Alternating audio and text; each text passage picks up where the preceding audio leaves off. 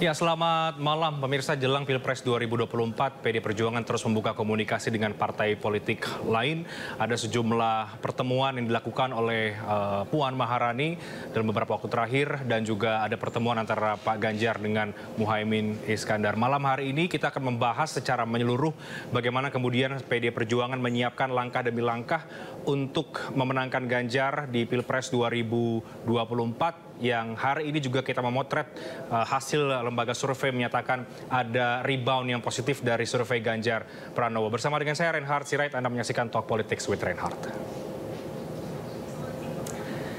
Baik, dan kita akan mulai dari informasi yang pertama. Pemirsa, ini kita bicara soal survei terlebih dahulu. Suara Ganjar Pranowo menanjak drastis dalam survei Litbang Kompas yang digelar di periode 27 Juli hingga 7 Agustus 2023. Dari hasil survei tersebut, Ganjar Pranowo unggul terhadap dua capres lainnya.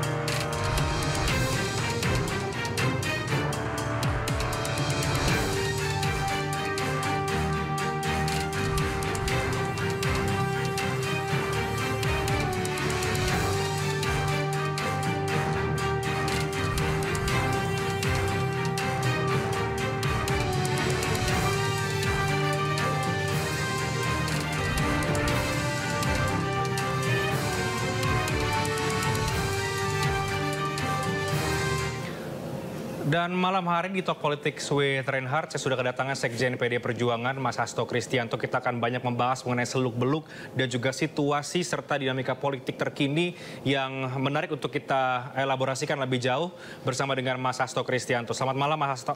Malam. Terima kasih, Mas Sekjen sudah hadir di Talk Politics with Reinhard lagi. Kembali hadir bertemu dengan kami untuk membahas situasi politik terkini. Saya ingin mulai, Mas Hasto, dari hasil survei ya, yang tadi kita lihat hari ini dari Kompas, ada rebound survei dari Mas Ganjar Pranowo mengikuti survei indikator politik sebelumnya. Jadi dalam simulasi 3 nama, Mas Ganjar sudah menyalip Pak Prabowo Subianto. Dari kacamata Mas Hasto sendiri, apakah ini karena faktor politika atau ada faktor yang lain yang bisa membuat rebound surveinya Mas Ganjar Pranowo ini? Ya, ada beberapa faktor. Yang pertama, rakyat semakin mengenal Pak Ganjar Pranowo dengan tingkat disukainya yang jauh lebih besar daripada Pak Prabowo dan Pak Anies, maka otomatis ini berdampak pada naiknya elektoral Pak Ganjar sehingga terjadi rebound. Dan ini artinya Ganjar menuju puncak, sementara Pak Prabowo sudah mencapai puncak dan cenderung untuk menurun. Yang kedua, ini juga menunjukkan bagaimana kerja partai PD Perjuangan, P3, Perindo, Hanura bersama dengan komponen relawan ini saling melengkapi dan kemudian masing-masing memiliki suatu ruang garap yang memberikan kontribusi yang sangat positif, apalagi mulai bulan Juli Agustus begitu banyak deklarasi dukungan yang diberikan kepada Pak Ganjar Pranowo, baik dari kalangan akademisi, kemudian dari kalangan buruh, dari kalangan pedagang UMKM, wira swasta, mahasiswa. Ini memberikan suatu dampak yang positif bagi kenaikan elektoral dari Pak Ganjar Pranowo. Yang ketiga, jangan dilupakan bahwa di dalam Pilpres, karakter kepemimpinan, moralitas calon itu menjadi sangat penting. Dari berbagai survei menunjukkan bagaimana Pak Ganjar Pranowo karakternya sebagai sosok yang memiliki pengalaman yang lengkap. Keluarganya, keluarga sakinah, istrinya juga berasal dari Nahdlatul Ulama, anak kiai besar, anaknya Mas Alam itu juga menjadi representasi dari gerakan anak-anak muda, apalagi prestasi juga dari Mas Alam ya sejak kecil itu di dalam dunia pendidikan sangat membanggakan.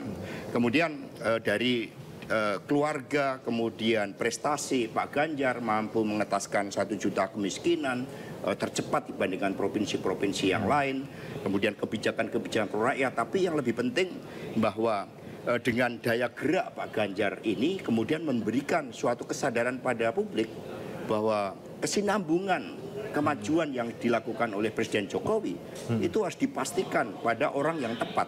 Dan itu adalah Pak Ganjar Pranowo. Hal-hal inilah yang mendorong elektoral naik sehingga kita saksikan hari ini dari beberapa lembaga survei yang kredibel, bukan abal-abal, menunjukkan tingkat kepercayaan yang makin besar. Ini membangun 3 faktor optimisme. ini ya Mas Hasto ya? Iya betul. Oke, kepemimpinan yang tadi Mas Hasto katakan baik di tingkat keluarga dan juga di tingkat pemerintahan, ini seberapa penting berpengaruh terhadap bagaimana masyarakat atau publik kembali atau melihat menyukai sosok Pak Ganjar kalau kita bicara sosok pemimpin masa depan di tahun 2024? Ya, ini memberikan suatu jaminan, apalagi dengan jumlah penduduk yang lebih dari 270 juta rakyat Indonesia.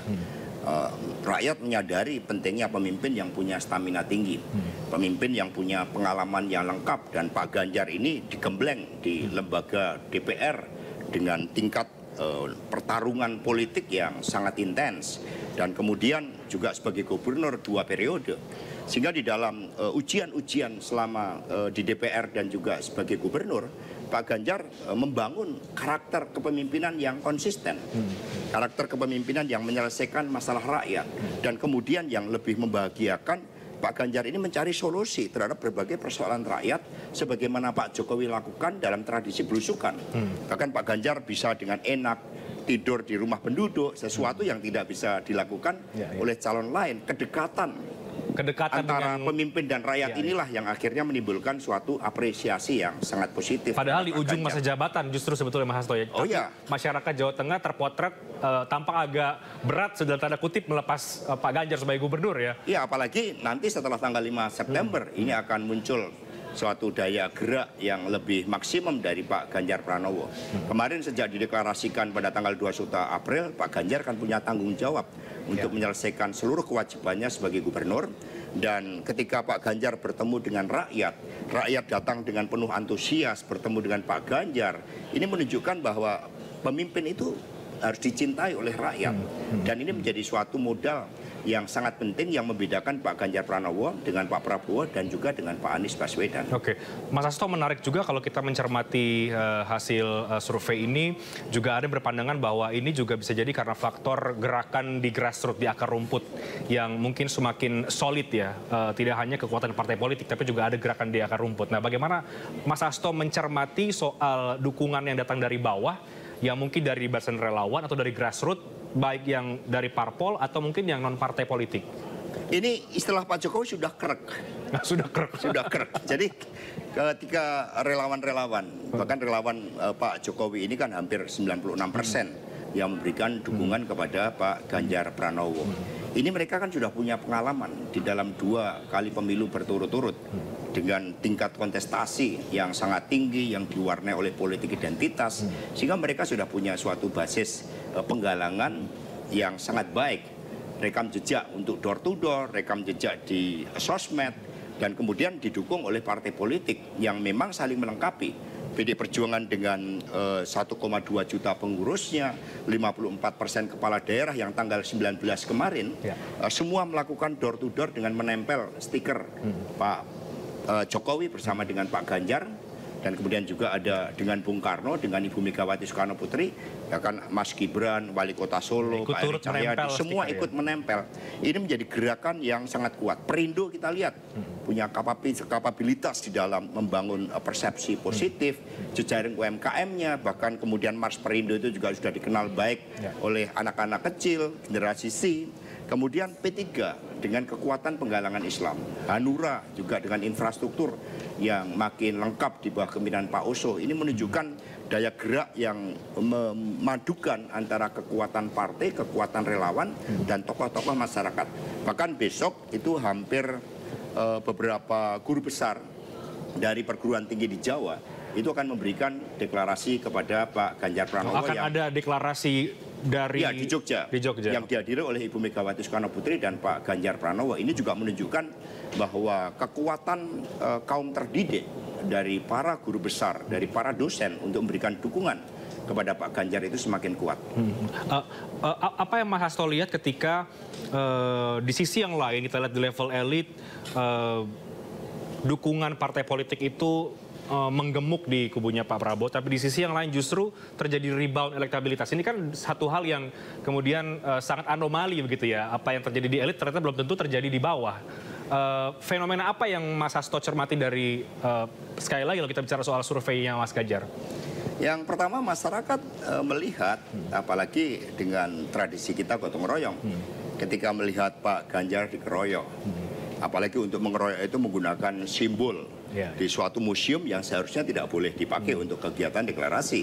Artinya deklarasi di museum itu yang dilakukan oleh Pak Prabowo itu kan menunjukkan suatu ambisi kekuasaan yang begitu besar. Ini malah menciptakan suatu arus balik. Sehingga rakyat berempati kepada Pak Ganjar Pranowo, kenapa harus dikeroyok dengan cara seperti itu. Memunculkan suatu solidaritas sosial dari masyarakat termasuk dari kalangan guru besar yang ingin memberikan dukungan kepada Pak Ganjar Pranowo. Sehingga ini akan semakin melengkapi segmentasi dari pemilih Pak Ganjar yang sebelumnya kuat di ibu-ibu, kuat di basis menengah ke bawah, kemudian ditambah dengan kaum terdidik yang mendukung Pak Ganjar. Ini akan semakin melengkapi segmen pemilih dari Pak Ganjar. Dengan demikian, dengan terjadinya rebound, maka ini menciptakan suatu optimisme bagi seluruh pendukung Pak Ganjar untuk bekerja lebih keras lagi. Jadi rebound ini maknanya bagi para pendukung adalah optimisme ya, optimisme untuk semakin bergerak. Optimisme dan momentum. Dan momentum. Sebagai sebuah momentum, dan bagi kami terus melakukan evaluasi.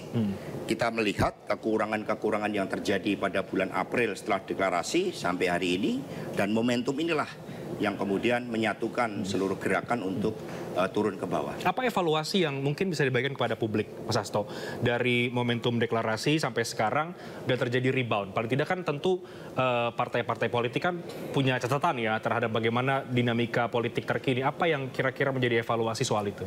Ya, publik memang ingin segera mendorong Pak Ganjar untuk menyampaikan suatu gagasannya bagi Indonesia Raya, bagi masa depan. Ini semua memang ada tahapannya. Yang pertama kali Pak Ganjar gerak cepat keliling seluruh Indonesia, menyerap aspirasi rakyat, kemudian dikontemplasikan, berdiskusi dengan para ahli, dan kemudian dipaparkan. Maka sekarang Pak Ganjar dalam posisi yang paling siap untuk melakukan debat dengan calon presiden yang lain. Ini menurut saya merupakan hal yang sangat bagus. Setelah keliling Indonesia, maka tiba saatnya untuk dilakukan debat antar calon di perguruan tinggi, dan Pak Ganjar memiliki pengalaman yang cukup. Dan sangat siap untuk menghadapi itu. Kan karena sekarang kan siap. Bagi pandangan-pandangan kritis kan menekankan ya Mas Hasto paling tidak kapan capres-capres ini menunjukkan gagasannya, termasuk juga bagi Pak Ganjar Pranowo. Artinya memang tahapannya sekarang menyerap aspirasi, baru berikutnya adalah menyampaikan gagasan itu. Ya kan bagaimanapun juga Pak Ganjar kan masih juga sebagai gubernur.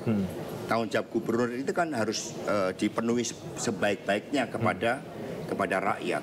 Pak Ganjar tidak ingin dipersepsikan sebagai sosok pemimpin yang melupakan mandatnya. Maka mandat utama sebagai gubernur inilah yang dijalankan. Dan kemudian dengan momentum rebound ini, maka tahap selanjutnya adalah menyampaikan suatu gagasan-gagasan tentang bagaimana menyelesaikan masalah rakyat, tentang bagaimana bergerak cepat melanjutkan kepemimpinan Pak Jokowi, dan kemudian juga berbicara tentang bagaimana Pak Ganjar kepemimpinannya itu mampu membangun kepemimpinan Indonesia termasuk juga bagi dunia. Karena berbagai tantangan sudah diberikan oleh Presiden Jokowi. Termasuk di dalam pidato Presiden Jokowi di MPR kemarin, Pak Jokowi menyebutkan berbagai peluang-peluang yang kita pegang untuk masa depan. Misalnya bagaimana kita menjadi kekuatan perekonomian terbesar kelima di dunia. Inilah yang kemudian harus dijawab oleh Pak Ganjar Pranowo setelah beliau menyelesaikan tugasnya sebagai gubernur. Ya, purna tugas nanti di 5 September ya, kalau saya tidak salah. Artinya setelah itu Pak Ganjar akan semakin total menuju ke tahun 2024 karena sudah selesai mengemban tugas, artinya sudah banyak rencana yang akan dilakukan untuk menuju ke tahun 2024. Semakin total dan betul-betul menampilkan jati dirinya sebagai seorang pemimpin. Karena tanggung jawab di Jawa Tengah sudah dapat dijalankan dengan baik, dan kemudian rakyat mengantarkan Pak Ganjar Pranowo di dalam penugasan-penugasan yang lebih memerlukan tanggung jawab bagi seorang pemimpin untuk menjadi Presiden Republik Indonesia yang ke-8, semua bergerak. Tetapi bagi tim kampanye, kami terus melakukan kritik otokritik.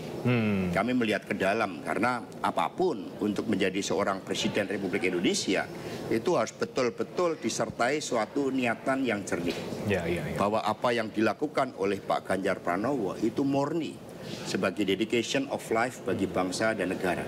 Jadi di situ berbagai bentuk ambisi-ambisi kekuasaan itu harus diganti menjadi suatu niatan yang tulus, pengabdian, bagaimana mendorong agar berbagai tantangan yang diberikan oleh Presiden Jokowi 13 tahun harus mampu memanfaatkan bonus demografi untuk mengalami loncatan kemajuan. Ini yang benar-benar dipikirkan oleh Pak Ganjar Pranowo. Oke, Mas Hasto masih terkait dengan survei. Kalau kita membuka lagi surveinya Kompas, ada keunggulan Pak Ganjar memang di Pulau Jawa.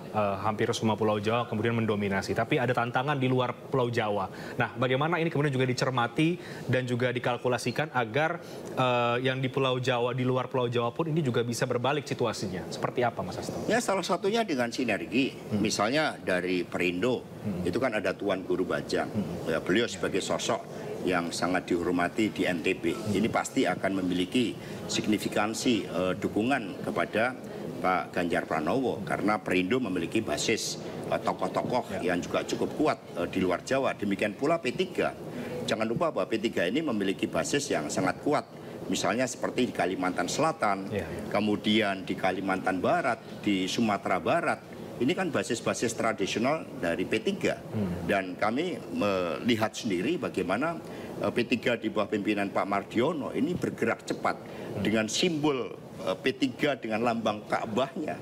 Ini menjadi suatu daya tarik untuk betul-betul menampilkan sebagai partai Islam yang di satu sisi sangat memahami bagaimana Islam sebagai rahmatan lil alamin, tetapi juga transformasi umat Islam di dalam mencapai kemajuan di dalam gerak cepat pembangunan ini akan dapat dijalankan dengan baik oleh P3. Kemudian nantinya faktor siapa yang akan menjadi calon wakil presiden Pak Ganjar itu juga menjadi faktor yang sangat penting. Pasti akan mempertimbangkan aspek-aspek elektoral berdasarkan juga pendekatan-pendekatan geografis tersebut, termasuk di dalam merancang kampanye nanti. Mana yang fokus di Sumatera, mana yang fokus di Jawa, mana yang di Indonesia bagian timur. Ini akan dilakukan pembagian tugas yang baik. Oke, Mas, tidak lengkap kalau kita tidak membahas bagaimana dinamika peta koalisi saat ini ya. Meskipun sudah terbentuk ada koalisi yang menambah bagi Pak Prabowo Subianto, tapi di sisi yang lain kita melihat bahwa pergerakan Mbak Puan pun juga menunjukkan ada bukan lagi sebagai bukan lagi sesuatu yang eksklusif begitu ya, menjadi lebih terbuka bertemu dengan Pak Luhut. Ada juga pertemuan Pak Ganjar dengan Gus Muhaimin. Nah, apa yang tengah terjadi sebetulnya soal pertemuan-pertemuan terakhir ini kalau bicara soal bagaimana pemenangan dan juga penambahan kekuatan bagi Mas Ganjar Pranowo, Mas. Tapi kita jawabnya nanti di segmen berikutnya setelah jeda. Kami akan segera kembali sesaat lagi. Talk Politics with Rehat akan segera kembali.